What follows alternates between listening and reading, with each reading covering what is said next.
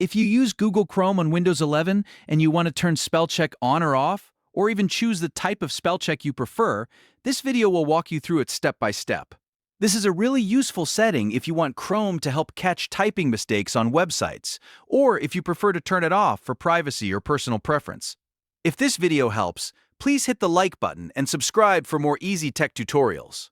Now, let's jump right in. First, open Google Chrome on your Windows 11 computer. In the top right corner of the browser, click the three vertical dots to open the main menu.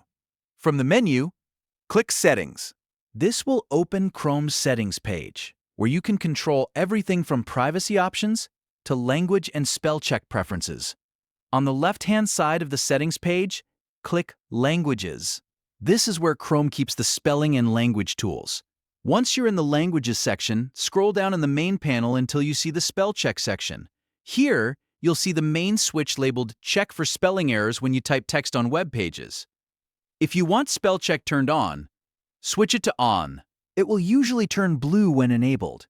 If you want to turn it off, just click the switch again so it becomes gray. That's all it takes to enable or disable Chrome spell check on Windows 11. If you turn spell check on, Chrome may also give you two different options for how it works. The first option is Basic Spell Check. This checks your text locally on your device, so it does not send what you type to Google. That makes it a better choice if you want a more privacy-focused option. The second option is Enhanced Spell Check.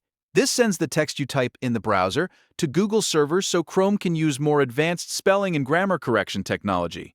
This can give you better suggestions and more accurate corrections, but if privacy is important to you, Basic Spell Check may be the better option. To choose the one that works best for you, simply click the option you prefer after turning spell check on.